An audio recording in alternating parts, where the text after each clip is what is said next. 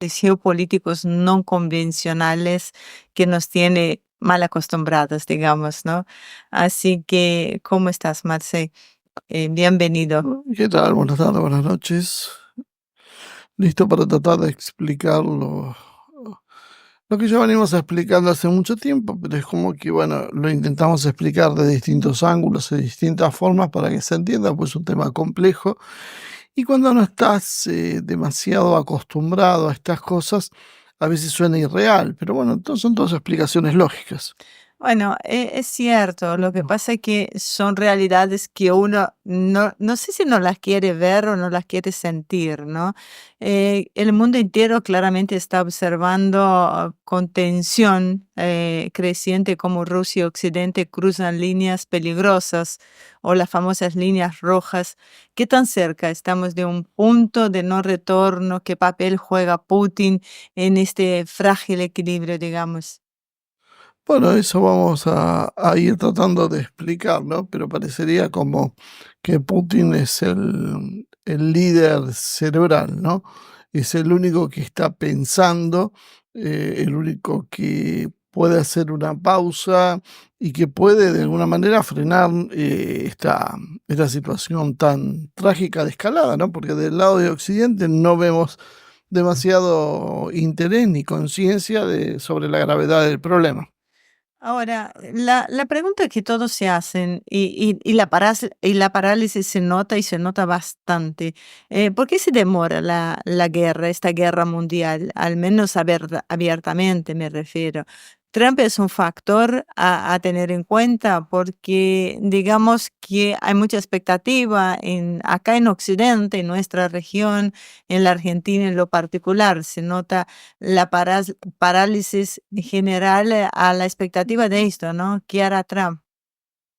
Bueno, en principio yo podría decirte, contestar con algo que dijo un comentarista político que se llama Jimmy Dore en Estados Unidos, en un programa precisamente que lleva su nombre, Jimmy Dore Jones, que habló de esta cuestión, ¿no? Y reclamaba que Putin sea el único adulto en la sala. Esas fueron las palabras que usó, ¿no?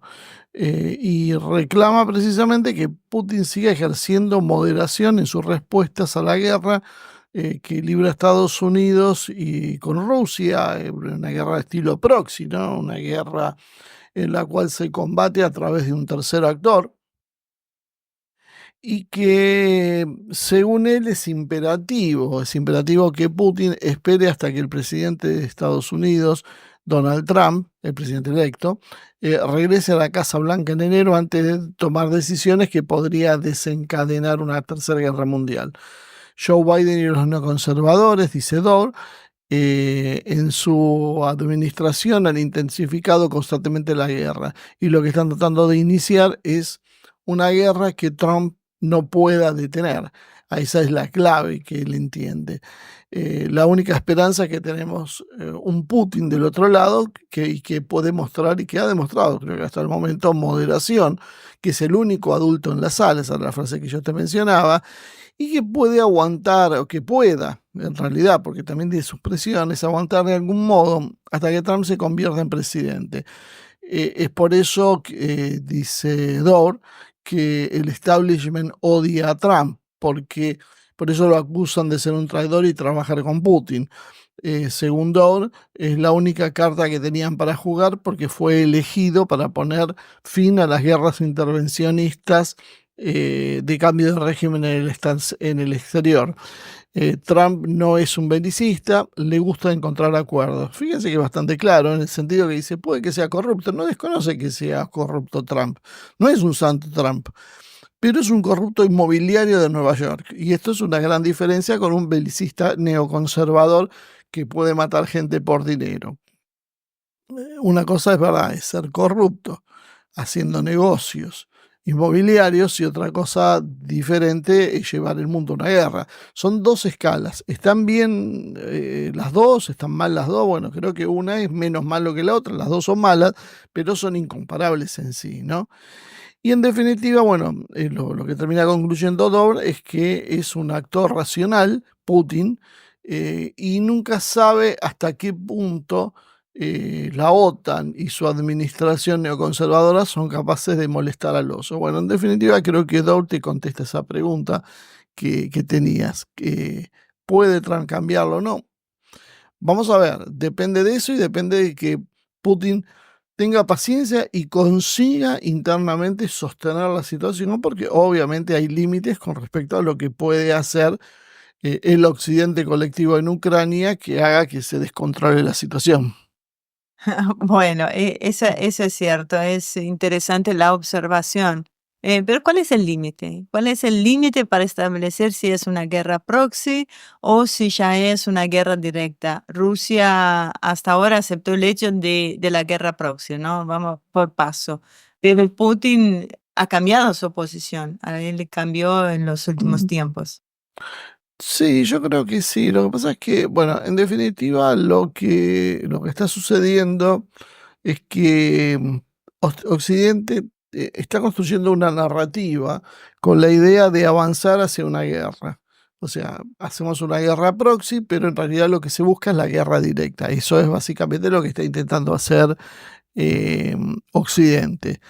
Y para ello utiliza determinado tipo de argumentos, como por ejemplo el más conocido, que habrán escuchado muchas veces, que lo usan prácticamente a diario los líderes europeos y mucha gente los replica, es Ucrania tiene derecho a defenderse. En general te cierran las discusiones con esto, no, pero Ucrania es un país independiente, tiene derecho, entonces hay que ayudarlo. A partir de eso hay una justificación para que la OTAN colabore en esa defensa. Y desde ahí se va escalando hasta llegar a los misiles de mayor alcance que se están entregando ahora, que en definitiva quiero aclarar un punto. Esos misiles no son de medio alcance ni de largo alcance, son de corto alcance, por ahí dentro del corto alcance de un alcance un poco más extendido. Pero según se han definido en los tratados internacionales que regulan la producción de misiles, se clasifican como misiles de alcance corto hasta los 500 kilómetros, entre 500 y 5.000 kilómetros de medio alcance y más de 5.000 de largo alcance. Entonces a veces hay una confusión y una confusión que se va montando y va generando otras confusiones, porque cuando uno plantea, ojo, un misil de 200 kilómetros es un misil de largo alcance y después viene otro de 300, bueno, entonces ya este es de más largo alcance que el anterior, o sea, es en términos relativos. Y si vamos a uno de 400, va a ser de más largo alcance. Bueno, recién se pone como alcance intermedio a partir de los 500. Entonces, estamos hablando todo dentro de una forma de definiciones que está mal empleada. Bueno, decía que Ucrania tiene derecho a defenderse, entonces Rusia responde, eh, Rusia Occidente responde atacando y entregando armas, y esto parece muy razonable para el público en general, porque todos tenemos la idea natural del derecho a la defensa. Claro que en los países y en el contexto también las cosas cambian.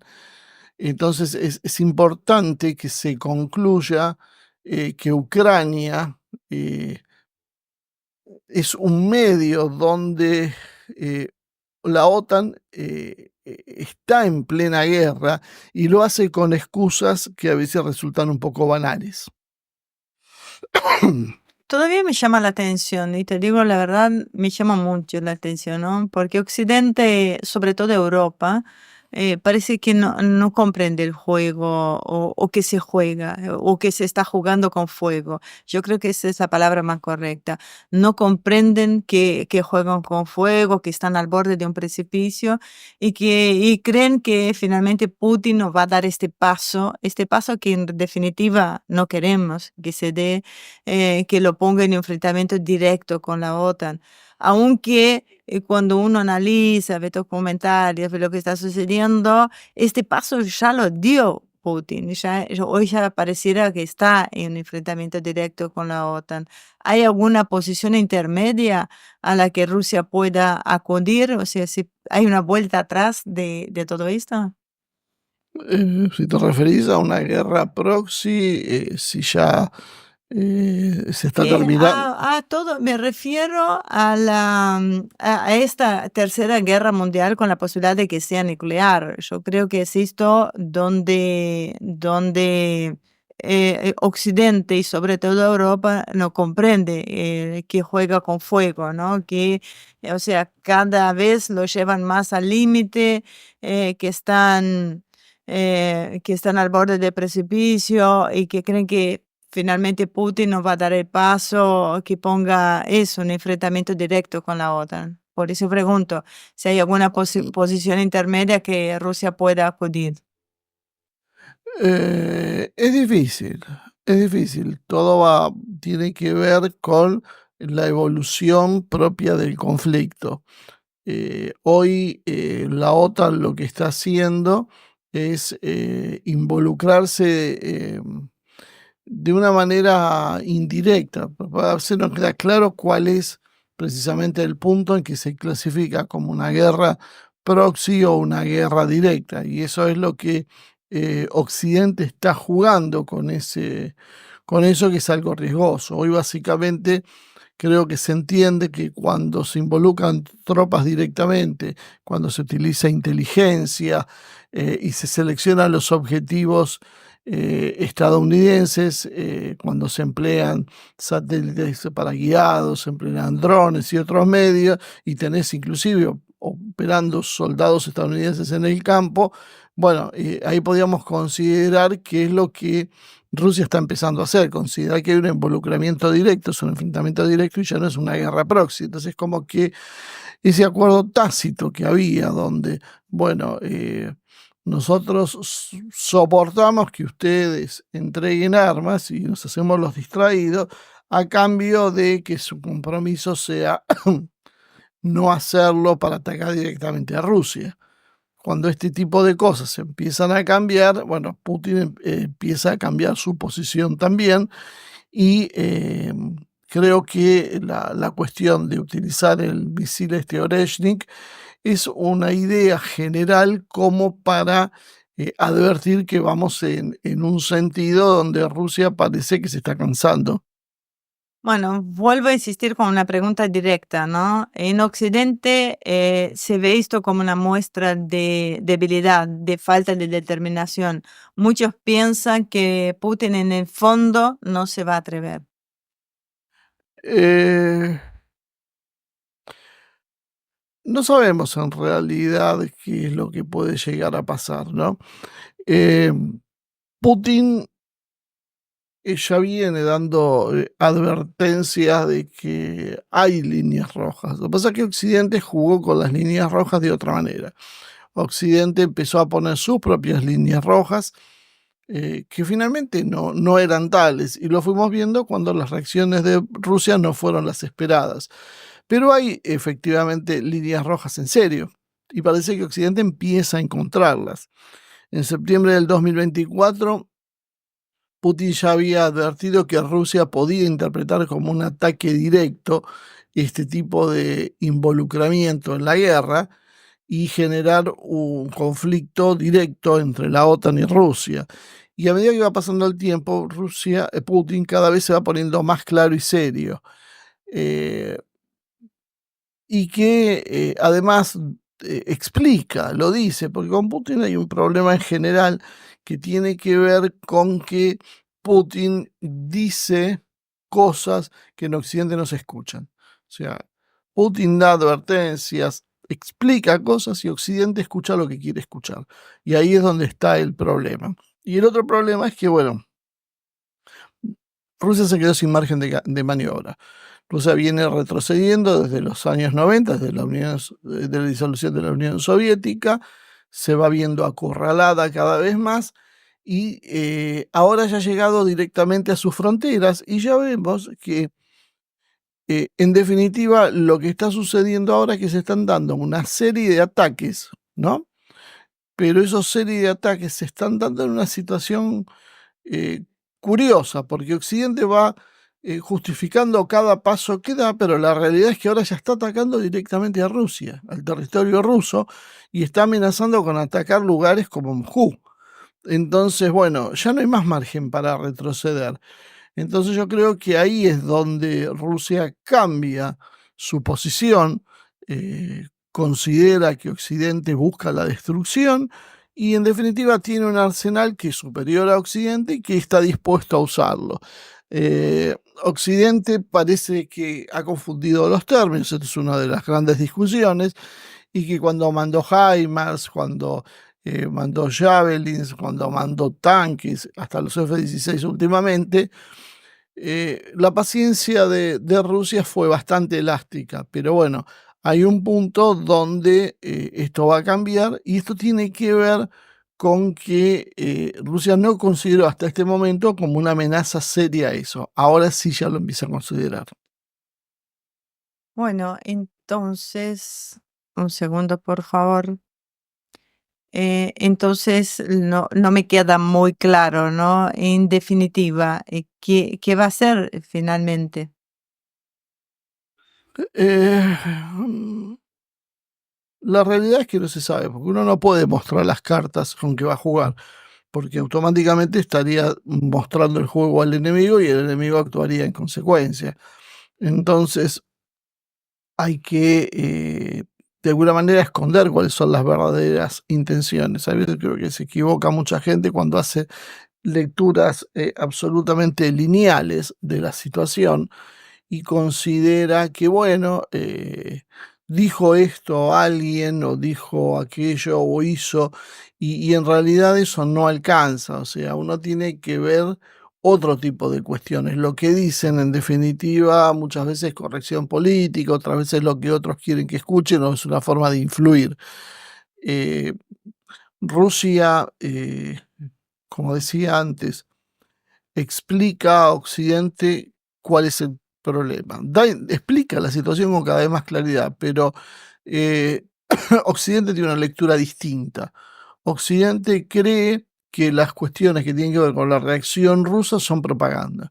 O sea, cuando Rusia dice, ojo, porque nosotros podemos arrojar un Sarmat y hacer desaparecer al Reino Unido, eso es propaganda rusa. Y si alguien en Occidente dice, che, cuidado con los rusos, porque los rusos tienen armas, tienen capacidad y un día pueden cansarse de esta situación y actuar, bueno, indudablemente va a haber un problema. Y en Occidente eso se lo califica básicamente como alguien sensible a la propaganda rusa. Pero la realidad es que eso lo que generó fue una corriente alimentada por estos nafos, esta gente que es fanática con la OTAN y con Estados Unidos, que cree que Rusia no responde porque le tiene miedo a la OTAN. Pero la realidad es que Rusia no responde porque tiene un líder que es responsable.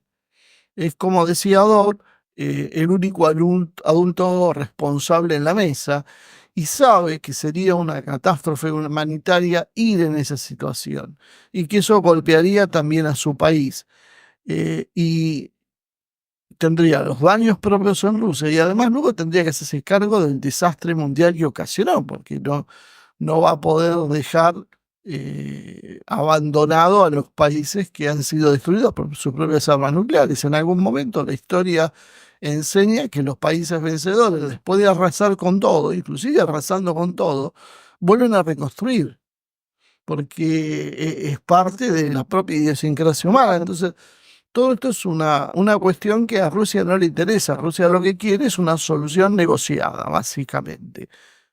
Y si es necesario esperar mucho tiempo para que la caída de Occidente se haga sin arrastrar a la humanidad a una catástrofe, lo hará. Pero claro, hay un límite en esa paciencia que no es tanto por la paciencia, sino por las acciones de Occidente. Si Occidente empieza a usar armas nucleares, bueno, evidentemente Rusia va a considerar que se acabó cualquier posibilidad de espera. Siempre ha tenido Rusia, desde que empezó este conflicto, el dilema de hasta dónde ir, hasta dónde llegar sin que se traspase el umbral de la Tercera Guerra Mundial directa, abierta, ¿no? Si por un lado no responde, Estados Unidos y el occidente colectivo se envalentona y sube la apuesta. Y si responde, está el riesgo a una guerra nuclear. Bueno, ese es el punto sobre el cual está parado Rusia.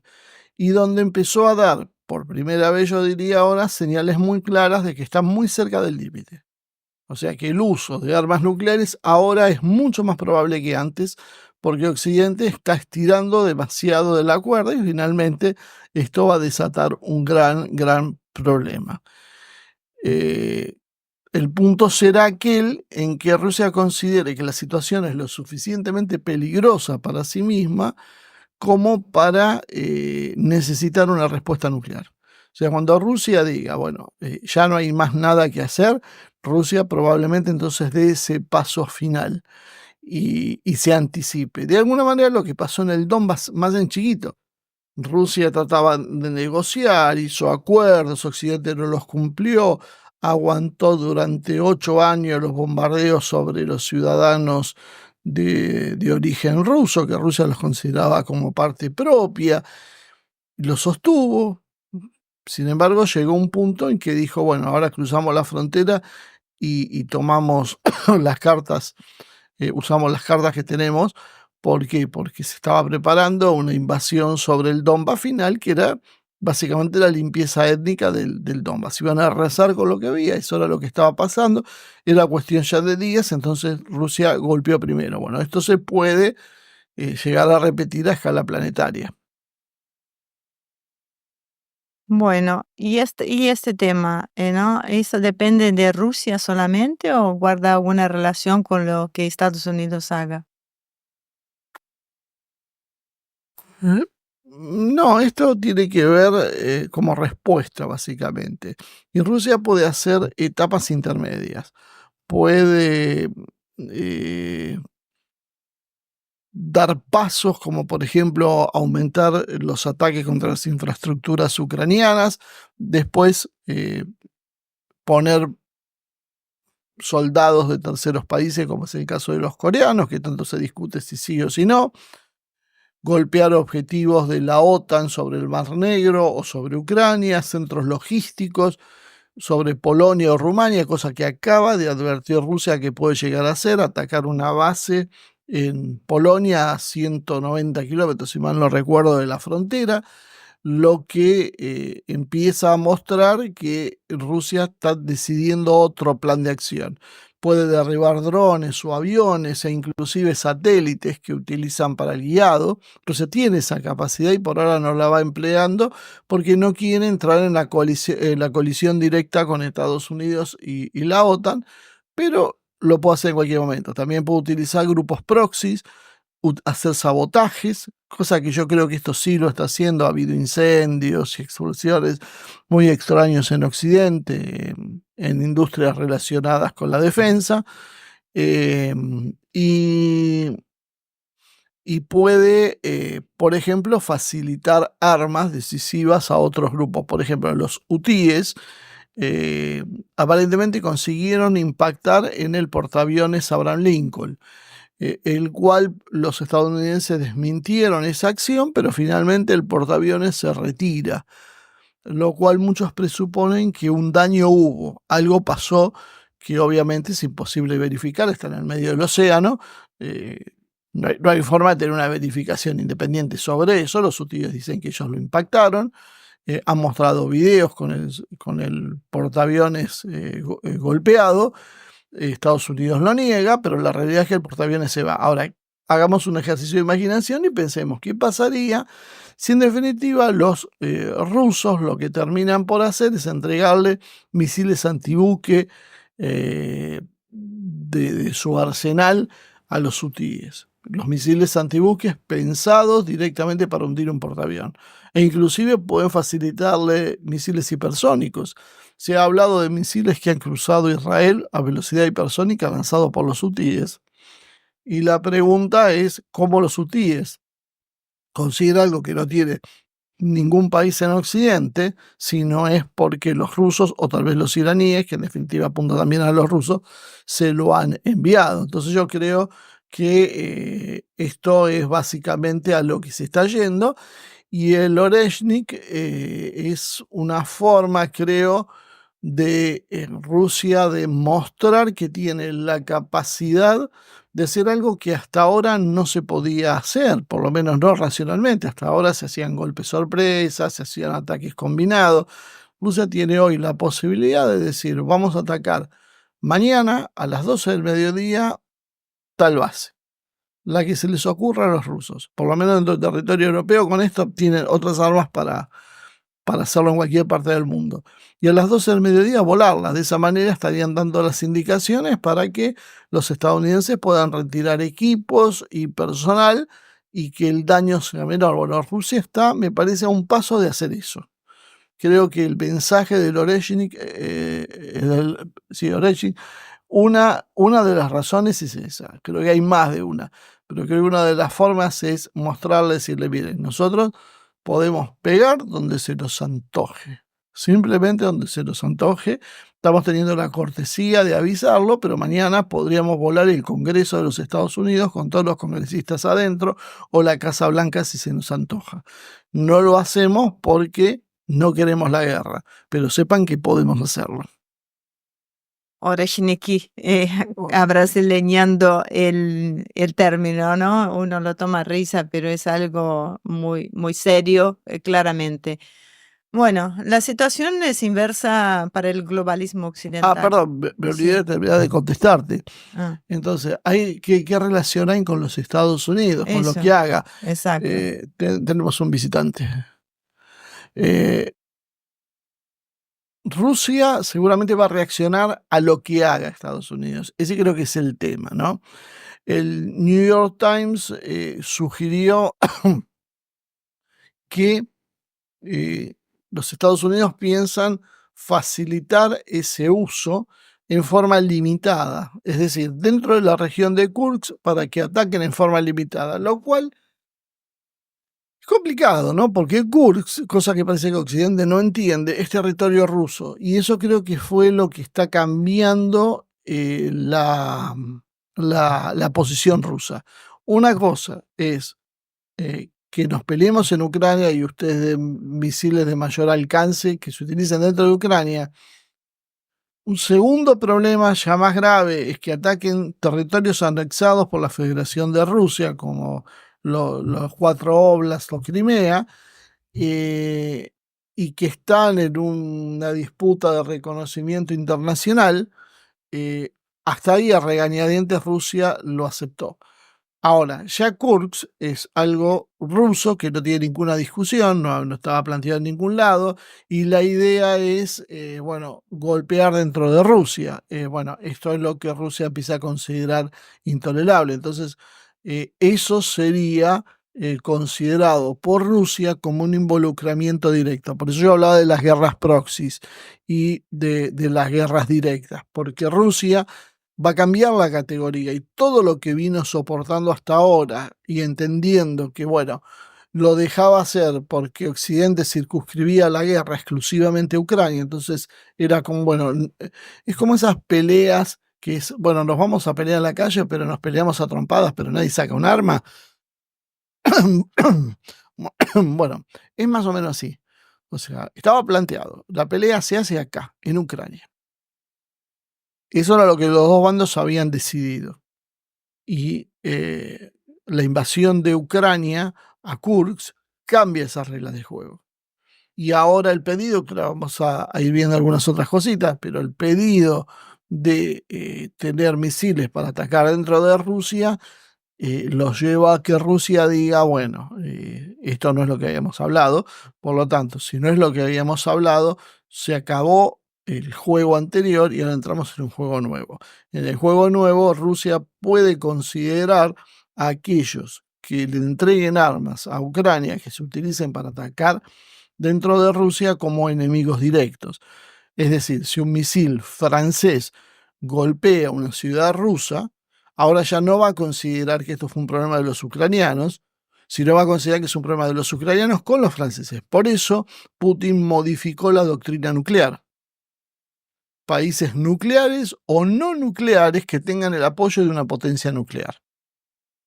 Entonces, si Francia es una potencia nuclear, si la OTAN, ahí son las grises, la OTAN es básicamente una potencia nuclear y se apoya en un tercer país que no es nuclear, Rusia va a utilizar armas nucleares de ahora en más. Eso fue lo que planteó. Y esto es lo que le puso un coto a la política de gradualismo de Occidente. La política de gradualismo es la de la rana en agua caliente. Occidente va calentando el agua despacito, despacito y está esperando que Rusia simplemente colapse. Bueno, Eh, Rusia dice, basta, este es el punto límite. No voy a esperar que sigas calentando más el agua. Esta forma de hacerlo gradualmente era para que Rusia vaya acostumbrándose y no sobrereaccione. Esa era la estrategia que tenía Estados Unidos. Rusia básicamente está ganando la guerra, eso ya creo que no hay discusión, pero eso precisamente hace que Rusia no la quiera escalar. Si estoy ganando en estas condiciones que habíamos pactado antes, en este terreno y de esta manera, ¿para qué vamos a jugar otro juego donde voy a tener más para perder? Occidente, como la está perdiendo precisamente, necesita forzar la salida. ¿Y cómo lo hace? Atacando a la población civil de Rusia, que es el punto, el talón de Aquiles de Putin. Occidente todo el juego lo hace tratando de generar una reacción interna a Rusia. Occidente es consciente que militarmente no puede destruir a Rusia, pero cree que puede conseguir una sublevación dentro de Rusia, aprovechando, por ejemplo, la composición tan diversa étnica que tiene Rusia y las cuestiones sociales y políticas que pueda haber dentro del país para hacerlo estallar por dentro, como una vez hicieron con la Unión Soviética. Bueno, era eso a lo que yo me refería, ¿no? Porque la situación creo que es inversa para el globalismo occidental. Hoy Rusia se consolida, China crece, no hay tiempo que perder y la desesperación puede ser mala consejera y eso lo sabemos. Nosotros mismos venimos afirmando que este periodo iba a ser peligroso, ¿no? Iba a ser el más peligroso en definitiva. Hace años que decíamos que se trataban de unos años y que es inevitable el enfrentamiento si Occidente no cede y reconoce que se terminó su supremacía. ¿Ya estamos en este punto? Sí, vos fíjate, ¿cuántas veces lo hemos hablado esto? ¿Te acordás que esto lo hablamos hace una década atrás? Totalmente. Que íbamos a llegar a este punto y cómo nos contestaban. Sí. Bueno, hay que reconocer que algunos hoy hablan y te dicen, no, Marcelo, tenía razón, llegamos al punto que habías mencionado, porque claro, no son de las guerras de antes, ¿no? Las guerras donde tardaban muchos años el acercamiento, hoy toda la tecnología hace que todo sea más fácil y más rápido y más ágil. Viste que a veces hablas con políticos o con asesores que, vamos a ser sinceros, no tienen idea de dónde están parados y te discuten estas cosas, ¿viste?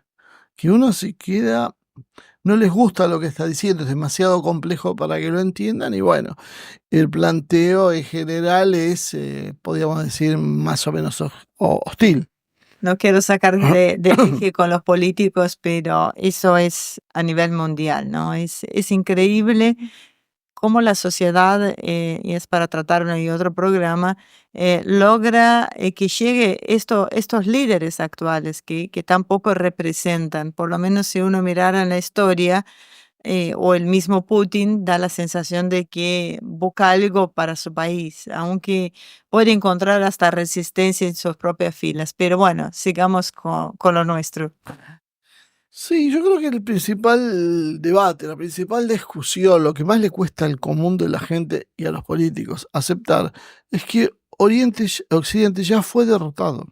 Esta parte no la entienden. ¿Por qué? Porque van a Estados Unidos y quedan deslumbrados con lo que ve, que en definitiva también hay un atraso en la infraestructura. Si supieran mirar, si mirarían bien la sociedad estadounidense y la estructura estadounidense, y vieran los números, por ejemplo, del endeudamiento estadounidense y las dificultades para el crecimiento y todos los contras que tiene el problema de la drogadicción, hay infinita cantidad de señales que te muestra que Occidente está perdiendo la guerra. Esta es la parte creo que más complicada, porque no la entienden. No hay forma, creen que la historia se detuvo, creen que eh, en la historia desde el antiguo Egipto, al imperio persa, el imperio otomano, todos los imperios que se les pueda ocurrir, el imperio romano, todos los imperios han tenido un periodo de crecimiento, de apogeo y de caída. Y eso no lo logran aceptar con Estados Unidos. Tal vez sería normal si uno iría al siglo II, y le diría a un ciudadano, no sé, de la Mesopotamia, o qué sé yo, de cualquier lugar, de Medio Oriente, de lo que hoy es Medio Oriente, y le diría, no, quédate tranquilo, porque esto les queda poco, estos romanos, ya se ve la decadencia que tienen, ya están con un montón de problemas. Quizás la reacción sería la misma. Quizás la reacción sería, este tipo está loco, hace siglos que dominan, mirá si ahora están en plena caída. No, esto es para siempre. El problema es que los tiempos modernos se aceleran, todas las cosas son mucho más rápidos. Hoy el proceso de auge, pero el proceso de caída es muy, muy acelerado. El mismo hecho del dólar, por ejemplo. La gente no le entra en la cabeza que el dólar en un momento va a pasar, porque pasaron todas las monedas en el mundo, tuvieron un auge, un apogeo y una caída. Y el dólar no va a ser la excepción. Pero sin embargo, hay casi como una cuestión mística que no, en Estados Unidos esto no va a pasar, Estados Unidos es para siempre o por dentro de miles de años. Y la verdad, los imperios cada vez caen más rápido. Occidente básicamente ha sido derrotado donde nosotros lo planteemos. En economía, finanzas, industria, porcentaje de crecimiento e inclusive yo diría desarrollo tecnológico. Podemos discutir, hay áreas donde Occidente todavía tiene supremacía, pero en líneas generales por lo menos lo han igualado, o por lo menos deben reconocer aquellos que creen en Occidente, que por lo menos la velocidad con que le vienen acortando distancias es muy alta. O sea, básicamente, China en los años 50 no podían fabricar una bicicleta, y imagínense lo que están haciendo hoy. La distancia entre Estados Unidos en los 50 y China es infinitamente mayor a la que es hoy con la misma China. Ese es el problema que hay en esta historia. Occidente decae y ese decaimiento generalizado se empieza a reflejar en la parte más sensible, que es la militar. Porque más allá de muchos tontos que creían que no, que la cuestión militar era algo del pasado, no iba a haber más guerras, todo tiene que ver con acuerdos comerciales, porque eso es lo que mueve el mundo. Bueno, creo que se han equivocado y sería bueno que lo reconozcan, ¿no? O sea, que no sigan opinando como hacían antes, y que reconozcan que había otros que sí les decían, miren que la cuestión militar es la que define siempre. Porque yo tengo una diferencia con alguien y finalmente esa diferencia la voy a saldar por la fuerza, la voy a saldar en tribunales, y si no hay tribunales lo voy a saldar por la fuerza física, porque es así, porque esa es la naturaleza humana. Eh, entonces,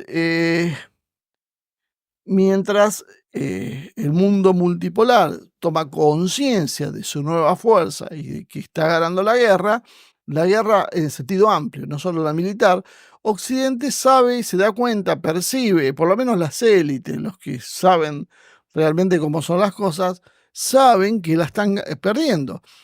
Y por más que aún dominen la propaganda, es cuestión de tiempo. Yo puedo sostener una propaganda, sostener que soy victorioso y soy el mejor, pero en algún momento eso se acota porque la realidad se termina imponiendo. Entonces, opta por la acción natural que se hacen siempre en estos casos. Es la fuga hacia adelante. ¿Cuál es la fuga hacia adelante? La guerra. Vamos hacia acelerar el conflicto, pateamos el tablero y militarmente vamos a ver si nos podemos salvar. El problema es que la cuestión es mucho más compleja, como dijimos antes. Occidente tiene un problema, no es solo que no tiene un aparato militar y necesita tiempo para organizarlo, ni siquiera es que no tiene una industria y necesita tiempo para volver a recrearla.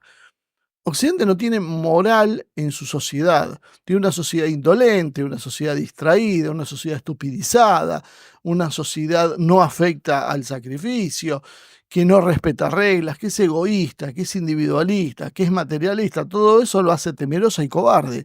Todas estas condiciones, que obviamente no es para todos, no es que todo sea así, pero sí son predominantes en Occidente, sobre todo en el Occidente más desarrollado, tienen que enfrentarse con sociedades que tienen otra estructura mental, que tienen otros valores. Por eso hablamos nosotros también siempre de los valores, porque eso es la clave. Porque esos valores son los que te dan la solidez para vos después edificar la potencia económica, industrial, militar, finalmente. Y Occidente ahí es donde está perdido. Entonces, no hay dudas de que la guerra está definida, la gana el mundo multipolar, la va a ganar China, la va a ganar Rusia. Lo que no sabemos es cómo, cuándo y sobre todo cómo manejar el costo. Que esto no signifique una mega destrucción mundial. Pero nosotros podemos considerar que Occidente tiene una carta que no tiene Rusia, que es la destrucción total, y yo creo que por dos razones. Una, porque quiere un nuevo modelo que necesita una destrucción real, y porque, bueno, está en su naturaleza, ¿no? La destrucción antes de perder la hegemonía. Ahora, ¿hay forma de escapar de esta encerrona que termina en una tragedia? El problema acá es el modelo del globalismo. El globalismo es el que cambió la ecuación. El globalismo lo que busca es un modelo para 1.000 millones de personas. Hay muchísimo material ya sobre esto. Esto ya no es un delirio conspiranoico. Esto es algo que te lo dicen y que está planificado desde hace mucho tiempo. Diría siglos si uno puede leer. Pero por lo menos en los últimos 50, 60 años se ha hecho absolutamente explícito. Entonces, desatar una guerra es una posibilidad, sobrevivir a la misma en un búnker. Obviamente ellos y los mecanismos de control que necesitan, es una opción que parece que Occidente también barajaba. O sea, las élites europeas probablemente creen que se pueden refugiar bajo tierra y esperar la ayuda de Estados Unidos. Bueno, se equivocan no solo porque las todas de ayuda de Estados Unidos pueden no llegar nunca, sino porque el Oreshnik viene a mostrarles que esto es vulnerable, que Rusia tiene la tecnología simplemente para destruir cualquier cosa y no darles refugio. Y esto es clave. Medvedev acaba de decir, la respuesta es obvia, el daño será inaceptable, los modernos sistemas de defensa aérea son impotentes y el tiempo de aproximación se mide en minutos. Los refugios antiaéreos no te van a salvar. La única esperanza es que Rusia avise con antelación sobre los lanzamientos. Por lo tanto, la mejor solución para Europa es dejar de apoyar la guerra. Este es un mensaje clarísimo a las élites. Ya no es para el pueblo europeo. No van a usar un Oreshnik para atacar a un mercado en París. Esto le están dando el mensaje claramente a Macron, a los miembros del Parlamento Europeo, a los que toman las decisiones. Muchachos, son minutos. No van a tener tiempo de salir de la ciudad, no van a tener tiempo probablemente de salir del edificio. Y si Rusia no les avisa, no tienen forma de escaparse. Por más que se metan en un búnker y que tienen, como lo vieron corriendo, por ejemplo, a Netanyahu, bueno, van a hacer eso y van a ser destruidos con el búnker también, porque tenemos la capacidad de hacerlo. Entonces, o negocian una paz o están muertos. Eso es lo que le está empezando a decir Rusia. Y ojo, ojo a una demostración más fuerte, que es la que yo estoy avisando. Probablemente no con una capital de Europa Occidental, pero no sería muy extraño que Rusia avise, vamos a destruir el edificio de la Rada en Ucrania. Mañana a las 6 de la tarde pongan las cámaras que se lo destruimos y se lo vuelen. Con los Iris-T, con los... Fíjense un pequeño detalle. Estados Unidos dio marcha atrás con el envío de THAAD a Ucrania. ¿Por qué hace eso? Porque se los van a destruir. Porque un complejo THAAD cuesta arriba de los 3.000 millones de dólares. Es mucho más caro que un Patriot, es más caro de operar, es mucho más sensible. En principio tendría la capacidad de detectar otro tipo de misiles balísticos, intercontinentales y demás, pero es impotente contra los misiles que tiene Rusia. La generación actual que está empezando a mostrar es otra cosa. Entonces, Rusia tiene un desafío que es desarmar a Occidente sin que esto explote y se lleve el mundo puesto. La solución probablemente sea tratar de jugar a lo que jugó Occidente, que estalle Estados Unidos desde adentro, que Trump, cuando llegue al poder, se vea en una posición complicada y que decida negociar. La más cómoda y que debería ser la más lógica es salir del esquema mundial, que creo que es la que Trump intenta hacer, aunque muchos desconfían porque dicen en realidad hay una continuidad de política exterior y Trump no va a poder cambiar demasiado, no sabemos siquiera si lo quiere hacer, pero es Estados Unidos sale del modelo hegemónico y se inserta en el mundo multipolar como uno más. Estados Unidos le negó a la Unión Soviética, a Rusia, el derecho a entrar en la OTAN, cuando se disolvió la Unión Soviética. ¿Por qué hizo eso? Porque la seguía enfrentando. ¿Por qué Rusia quería entrar en la OTAN? Porque entrar en la OTAN era desarmar la OTAN. Si la OTAN tiene como sentido atacar a Rusia. Entonces, eso es lo que puede llegar a ser Estados Unidos, que sería generoso la oferta del mundo multipolar de decirlo que hay un lugar para ustedes también, pero tienen que bajar las pretensiones. La otra es dividir en varias partes a Estados Unidos para que sea manejable. Y finalmente la final es la guerra termonuclear. Mismo modelo de lo que aplica Estados Unidos para Rusia, hacerlo estallar por dentro, tratar de dividirlo en 20 pedazos, y si no es así, simplemente ir a una guerra. La única diferencia, la única ventaja es que Estados Unidos o el globalismo mira con buenos ojos una guerra nuclear y Rusia no mira con buenos ojos, lo mira como algo inevitable. Ahora, ¿cuán seria, no, es este conflicto? En qué punto estamos en este momento mismo? ¿Cómo está esta situación? Bueno, es un pequeño raconto de lo que sucedió en las últimas horas para ver dónde estamos parados, a ver si estamos exagerando o no, porque probablemente la respuesta de mucha gente es una exageración. Bueno, veamos. El mundo de hoy es más peligroso que en cualquier otro momento de la historia, eso es lo que yo creo, pero bueno, no sé si todos están de acuerdo. Estados Unidos, creo que es un hecho, es quien tiene la pelota, es el dueño de la pelota. ¿Por qué? Porque Rusia y China ya no tienen cómo retroceder. Rusia y China dijeron, bueno, ya dimos todo, solo nos queda la guerra. Estados Unidos tiene que decidir si sigue presionando con el riesgo de ir a una guerra o cambia y acepta dividir su poder y dejar de imponer políticas. El problema es que el modelo de Trump culturalmente es aceptable para Rusia. El modelo del globalismo, con todas sus ideas, choca de plano con cada una de las medidas que vamos viendo en Rusia que se toman a favor de la natalidad, en contra de las cuestiones de género y todo eso. O sea, esto que es algo que también mucha gente no lo logra entender y cree que es una pérdida de tiempo, es un tema fundamental. Rusia no puede aceptar eso, no lo va a aceptar China, no lo va a aceptar Irán, entonces no hay negociación posible. Ahora, si Estados Unidos deja esa política y se sumerge nuevamente en la política de Trump, donde desfinanciamos todo esto y esto dejamos que se marchite, y vamos a una sociedad tradicional, culturalmente conservadora, entonces ahí no habría problema y se sacaría ese escollo, podríamos decir, ¿no? Hoy ya China, Rusia y demás se sienten lo suficientemente fuertes como para alzar la voz. Antes no estaban de acuerdo, pero echaban la cabeza porque no se podía hacer otra cosa. Ahora creen que sí ya se puede hacer otra cosa.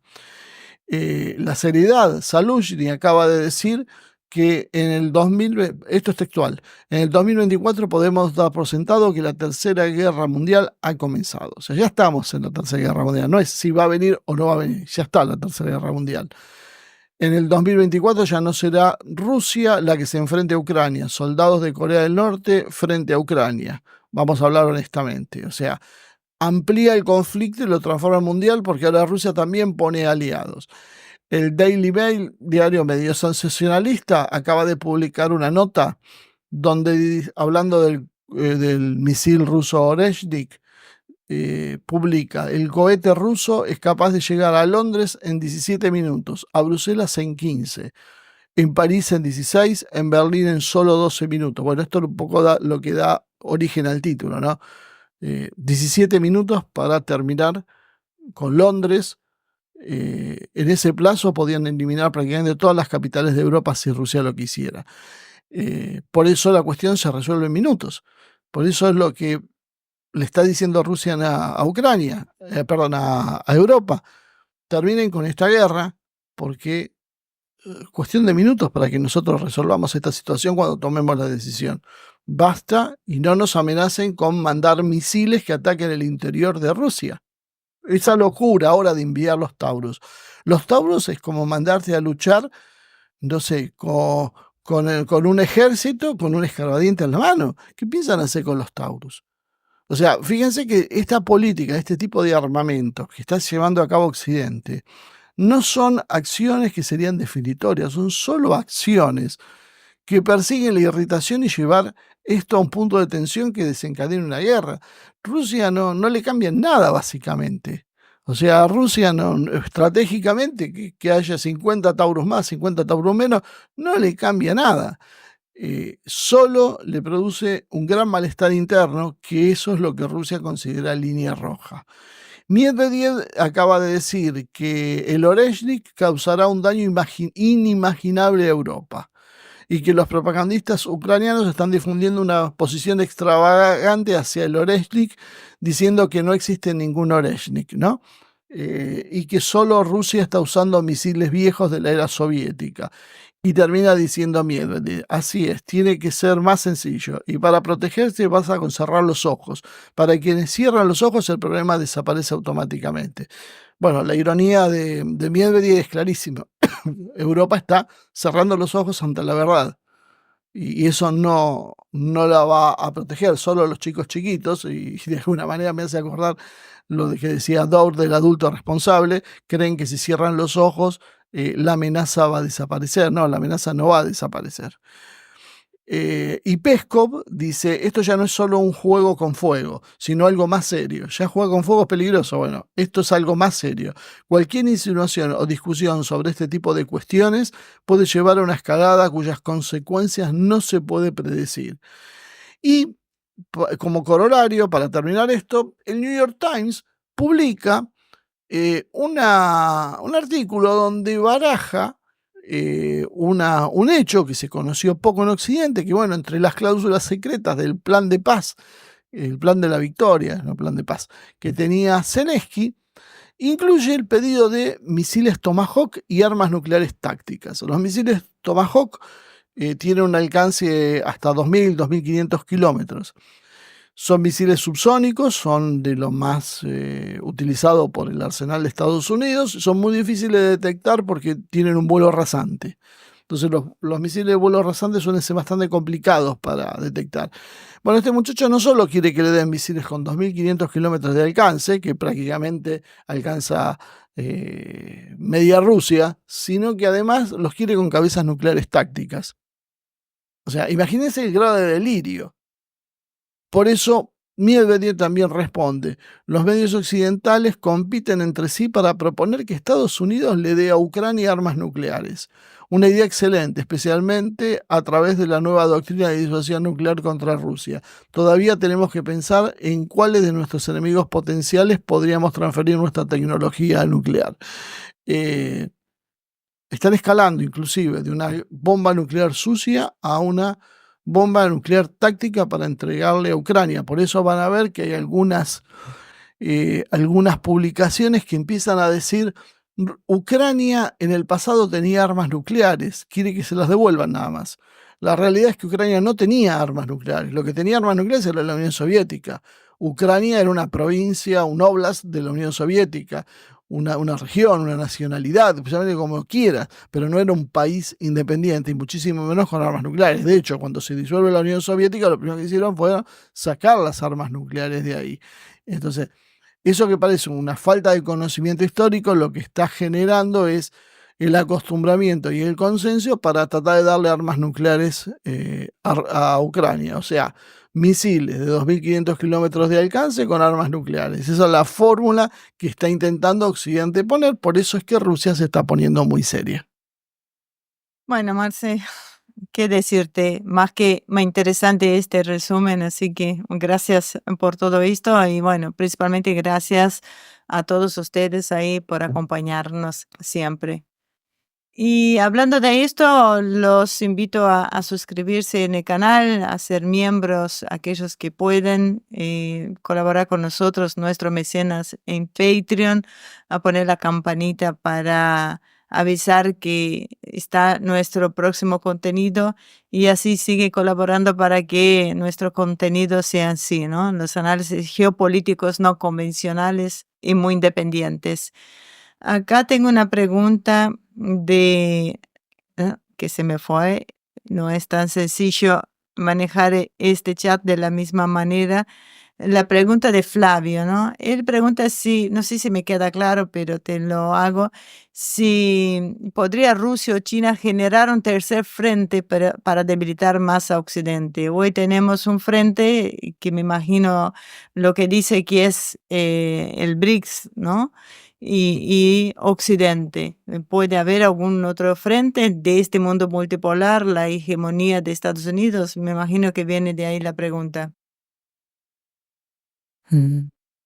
O sea que no son claros cuáles son los frentes. O sea, podemos hablar en general un frente de Ucrania, pero también podemos decir un frente en el Báltico, podemos hablar de un frente europeo.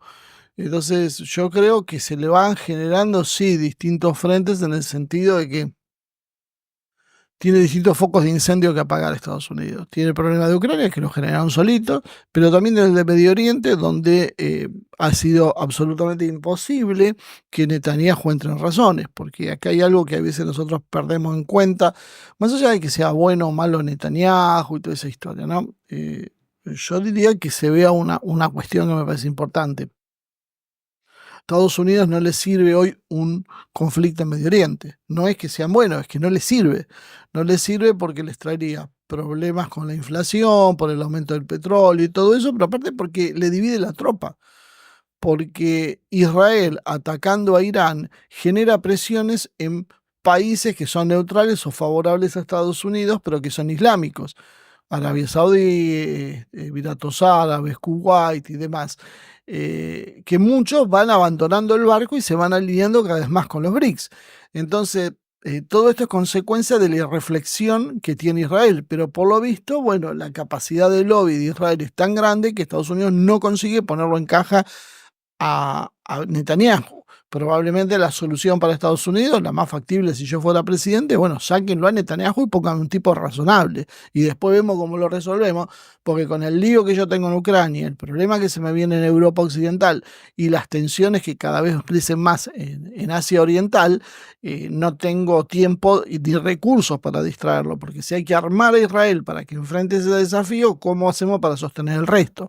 Entonces yo creo que dentro de esa lógica, sí, yo creo que Rusia y China hacen un juego doble también, ¿no? Porque yo veo que ha habido algunos gestos para hacer cierta tensión. Por ejemplo, ahora declaraciones en contra de Corea del Sur.